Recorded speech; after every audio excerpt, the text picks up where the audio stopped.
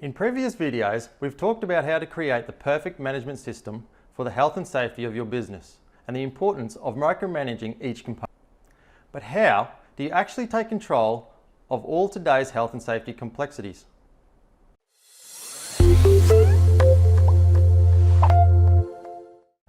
Hi, I'm David from Simple WorkSafe, and what I've found is that there are common mistakes when it comes to setting up a manageable health and safety system. Now, keep in mind that not having a compliant system can be ruinous to your business. So let's look at the top mistakes and how to avoid them. Mistake number one is an anti-health and safety mindset. We tend to believe that it's too difficult and time wasting, or it won't ever happen to me because it hasn't happened yet. Also, there's the old school approach that causes us to rebel against today's legislation. That's when we tend to think that as business owners, we have a gun held to our head. We're held responsible for our workers' lack of common sense, and we're expected to spend money and time making everyone cotton wool safe. In a nutshell, our mind is set on the way we think it should be, not the way it is. This mindset will make your business a ticking time bomb. Look, no matter what we feel about it, we can't change it. Health and safety laws are here to stay, and guess what? They're going to get worse. Many businesses have discovered the hard way that this mindset can cause cost increases, countless lost hours, and lingering stress of the long court actions. The bottom line is, we either find a way to manage our workplace health and safety, or we get out of business. And many owners have chosen to do just that. Mistake number two is not understanding the foundation of health and safety. Failing to understand what health and safety is really all about will leave you and your business vulnerable. Health and safety is all about hazards, risks, and controls. We need to understand the difference between a hazard and a risk. A hazard is anything that may result in injury or harm to the health of a person. It's hazards, known and potential, that kill and maim people. Without a hazard, there's no reason for safety measures. This makes identifying known and potential hazards the basis of all health and safety systems. Risk is a combination of how likely it is that the hazard will occur and the consequence if it does. Many professionals will give misleading examples like this. An office chair is a hazard. Falling off the chair is a risk. But is this the case? Is the office chair really the hazard? No. Falling off the chair is the hazard. Now, having identified the hazard, we assess the risk. Remember, the risk is the combination of the likelihood of the hazard occurring coupled with the consequence if it does. This depends on a host of mitigating circumstances, and that's why generic risk assessments are inadequate. Let's look at two scenarios of our hazard, falling off the chair. A person is sitting on the chair quietly at their desk. What is the risk of the hazard of falling off the chair? The likelihood of the hazard occurring is unlikely. Why? The person is doing nothing that would promote the hazard. The consequence of the hazard occurring are minor. Why? Because even if the person did fall, they are unlikely to sustain injury. So likelihood is unlikely, and the consequences are minor, meaning the risk is low.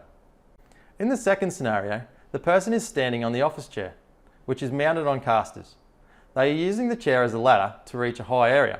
No one else is present.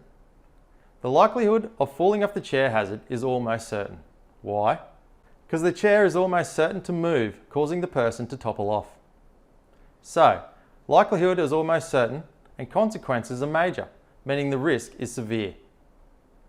When working out how to control our hazards, we simply ask ourselves, can we eliminate the hazard? If not, can we substitute the process or the conditions? If no, then can we isolate the hazard somehow?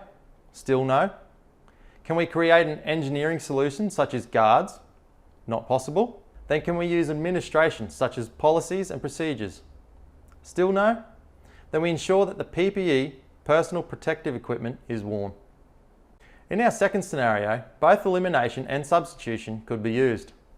Failing to identify hazards, then assess and control the risk, is to be vulnerable not only to injury and death, but to court actions, prosecutions, fines, and even imprisonment. Using the Simple WorkSafe Risk Assessment Wizard can vastly simplify the risk assessment process. Mistake number three is failing to fully understand what you need to manage. It's thinking that we need in order to manage health and safety are a few downloaded templates. This is a bad idea for a couple of reasons. Firstly, generic templates seldom resemble the actual process unique to your business. Secondly, There are more system components required than a template can ever cover. So, the solution to the mistake number 3 is to evaluate what you need based on your local laws and codes of practice. This can be easy if you are using the simple WorkSafe evaluation component.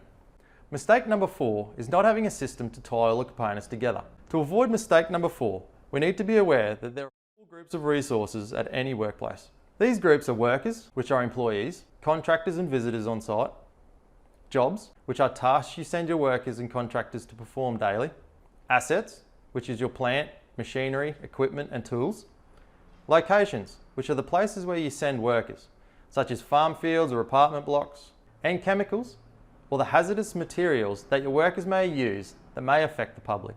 In a well-managed health and safety system, each resource in each group needs to have each related issue managed. For example, a bulldozer is an asset resource belonging to the assets group. A bulldozer may have one or more safe operating procedures that are peculiar to that machine. It may also have a risk assessment for operating the dozer in certain conditions, like on the side of a hill, and another for changing the tracks. You'll need to know if servicing is up to date, have there been incidents involving this dozer, have the causes been investigated, and what measure of prevention have been implemented. There may be jobs that the machine is sent to that have their own health and safety issues.